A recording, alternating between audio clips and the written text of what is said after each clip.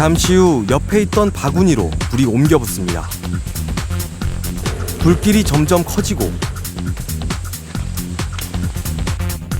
곧 신호를 받은 스프링클러에서 물이 쏟아집니다.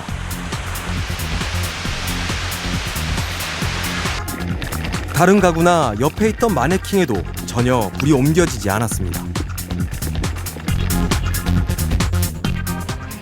이번엔 스프링클러가 작동하지 않는 상황.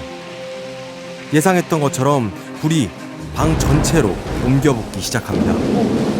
불의 온도가 금세 600~700도를 넘어서고 불길이 무섭게 치솟습니다. 이번엔 초기 진압용 설비인 스프링클러를 강한 화염 속에서 작동시켜봤습니다. 강한 화재도 한순간에 수그러들었습니다. 여기에 사람이 있더라도 미처 피난하지 못한 사람이 있다 할지라도 그만큼 피난 시간을 벌 수가 있게 되는 거고, 또 이 사람에 대한, 이 거주자에 대한 화재 안전성을 보장하는 그러한 결과를 가져오게 되는 거죠. 스프링클러는 외국이든 국내든 신뢰도라는 게 스프링클러 자체가 신뢰도가 90%가 넘습니다. 그러니까 10번 중에 9번은 초기 진화를 확실히 할 수 있다는 거거든요. 용인 아파트 주차장에서 이렇게 스프링클러가 작동했다면 큰 피해는 막을 수 있을 텐데 아파트의 소방 설비는 왜 작동하지 않았던 걸까? 혹시 이곳에서도 관리를 소홀히 한 건 아닌지 아파트 관리사무소를 찾았습니다.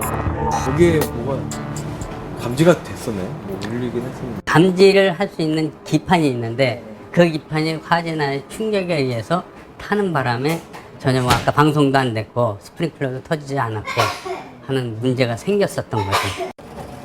이게 그런 기판입니다. 이게 다 탔었다고? 네, 예, 이 안에. 예, 저 뒤에 보면 선으로 연결되는데 선 같은 것들이 다 탔죠. 화재 초기의 충격 때문에 작동도 되기 전에 모두 고장이 났다는 겁니다. 천둥만 쳐도 세밀한 거는 다 나가듯이 그 화재 난 게 아마 충격에 의해서 이게 나간 걸로 그렇게 판정이 되고 있습니다. 그러면 원래 불 날 때 작동을 해야 되는 건데 불 때문에 작동이 안 됐다. 그렇습니다. 예. 근데 그 뭐 현실이 그런 거니까는.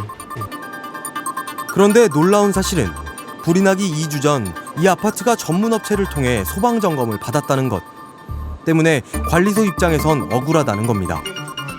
게다가 제대로 보수하려 해도 한계가 있다고 합니다. 구석 만드는 그 업체들이 전부 다 도산이 되거나 돼가지고 없어서 중고 부품 나온 거 그거 수리해 놓은 업체가 또 있어요. 거기다 갖다 사용을 하니까는 그게 오래 가지 못하는 거예요. 조금 있으면 또 망가지고 또 망가지고 그게 문제예요. 그렇다고 이걸 수신기를 다 바꿔버리려면 돈이 엄청 크고 비용이. 이렇게 소방시설이 작동하지 않는 건 단순히 관리 감독이 소홀하기 때문만은 아닌 것 같습니다. 소방시설 불량으로 최근 시정보안 명령을 받은 서울의 건축물 명단입니다.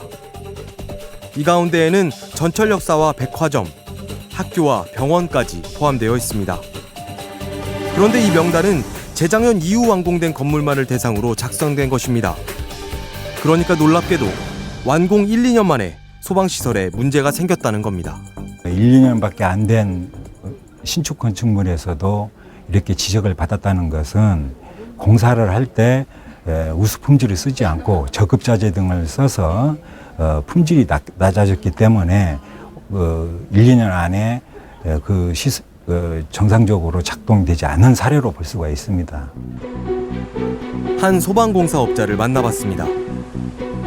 그는 현장에서 일어나는 오작동, 불량 등의 많은 문제의 원인은 이미 공사 단계부터 시작된다고 털어놨습니다. 용인 아파트 같은 일은 업자 입장에선 예고된 일이라고 말했습니다. 부도가 날 수 있는 영세 업체의 제품이라는 걸 알면서도 쓴다는 겁니다. 아무래도 아파트 그 영세업체들이 부도가 납니다. 부도가 나다 보니까 이게 뭐 최초의 가격 차이도 물론 중요하지만은 영세업체는 제품을 생산해서 부도 나쁘면서 다음에 물건을 대주지 못하다 보니까 고장 났을 때 바꿔줄 물건이 없어지는 거예요. 그러다 보면 전체 시스템을 다 바꿔야 되죠. 그도 저렴한 제품으로만 공사를 하다 문제가 생긴 적이 있다고 합니다.